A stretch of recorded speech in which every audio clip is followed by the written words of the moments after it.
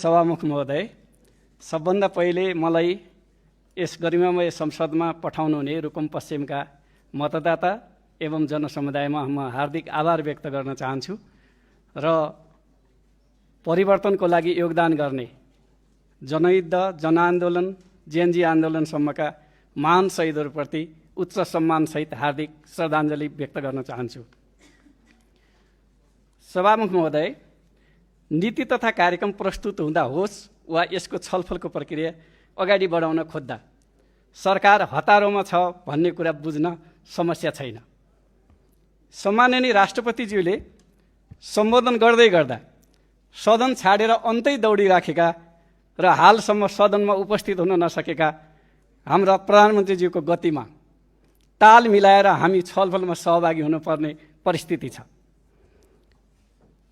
नीति कार्यक्रममा संशोधन हाल्ने, यसमा छलफल गर्ने, जवाफ दिने र निर्णयार्थ प्रस्तुत गर्ने समय सीमा र सरकार प्रमुखको व्यवहारले बताउँछ कि यसमा छलफल र टिप्पणी धेरै जरुरी छैन। सभामुख महोदय, सबैले चासोपूर्वक अपेक्षा गरेका थिए कि नयाँ भनिएको दल र यसले नेतृत्व गरेको सरकारले केही नयाँ नीति तथा कार्यक्रम ल्याउनेछ। तर त्यो अपेक्षा अनुरूप नीति तथा कार्यक्रम आउन नसकेको सार्वजनिक रूपले समेत टिप्पणी भइसकेको छ। नयाँ दलको नयाँ सोच, लक्ष्य र शैली यसमा झल्किएको देखिँदैन। बरु विगतका सरकारहरूले प्रस्तुत गरेका नीति तथा कार्यक्रमको निरन्तरताकै रूप झल्किएको छ।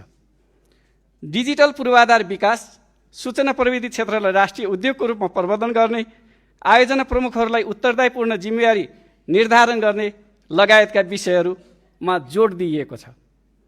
आजको आवश्यकतामा यी सकारात्मक नै छन्। सभामुख महोदय, सारा त सरकारको नीति तथा कार्यक्रम शब्दले भरिभराउँछ तर दिशाविहीन देखिन्छ। मन्त्रालयका नियमित र औपचारिक प्रस्तावहरूलाई जोडेर बनाइएको छ। शब्दमा मात्र देखिएको आर्थिक सुधार कार्यक्रममा देखिँदैन। यसले हाम्रो देशको गरिब र गरिबी चिन्न सकेको छैन वा देख्न सकेको छैन। मुख्य प्राथमिकता पर्नुपर्ने कृषि क्षेत्रलाई उपेक्षा गरिएको छ। जलस्रोत, वन, खनिज लगायतका प्राकृतिक स्रोत साधनहरूलाई समयमै उपयोग गरेर देशको आर्थिक विकासको गतिलाई तीव्र बनाउने इच्छाशक्ति यसमा भेटिँदैन। हाम्रो संविधान, लोकतन्त्र, विधिको शासन, समाजवाद उन्मुख राज्य व्यवस्था एवं सङ्घीय शासन प्रणालीको विकास र यसप्रतिको प्रतिबद्धता नीति तथा कार्यक्रममा मौन मात्र छैन, सन्देहात्मक छ।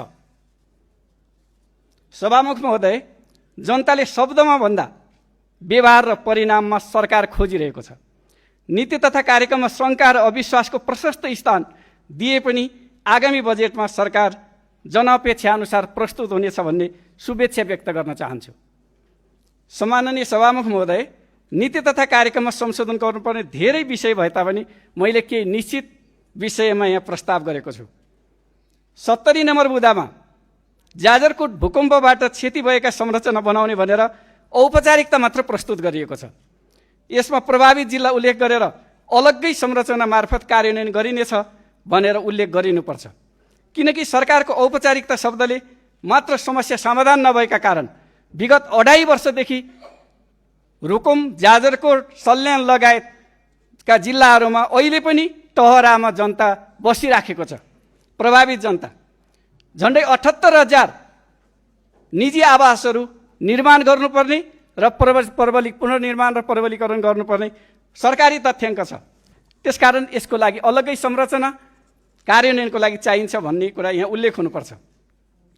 कर्णाली तथा पिछडिएका, खास गरी पछाडि पारिएका भन्न चाहन्छु म, कर्णाली, सुदूरपश्चिम, मधेस लगायत पछाडि पारिएका प्रदेश एवं ग्रामीण क्षेत्रको भौतिक पूर्वाधारमा विशेष जोड गरिनुपर्छ। म अहिले पनि सरकारको ध्यान आकर्षण गराउन चाहन्छु। अहिले पनि डिपिआर, स्रोत सुनिश्चितता र क्रमागत आयोजनाहरूको नाउँमा सुगम क्षेत्रमै बजेट थुप्र्याउने, कार्यक्रम थुप्र्याउने प्रवृत्ति यो नीति कार्यक्रमबाट फेरि पनि झल्किन खोजेको छ। यसप्रति मैले फेरि सरकारको ध्यान आकर्षण गराउन चाहेको छु। सबै आन्दोलनका शहीदहरूलाई सम्मान गर्ने, शहीद परिवार एवं घाइते तथा अपङ्ग भएका व्यक्तिहरूलाई जीवन निर्वाह एवं सम्मान भत्ता क्षतिपूर्ति, उपचार, शिक्षा, रोजगारी एवं स्वरोजगारी प्रत्याभूति हुने गरी विषय उल्लेख गरिनुपर्छ।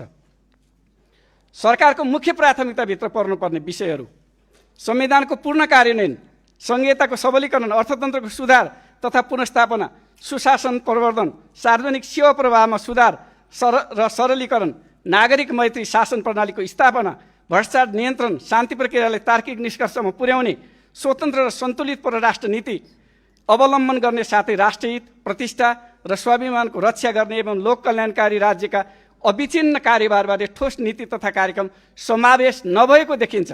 यसलाई समावेश गर्नुपर्छ।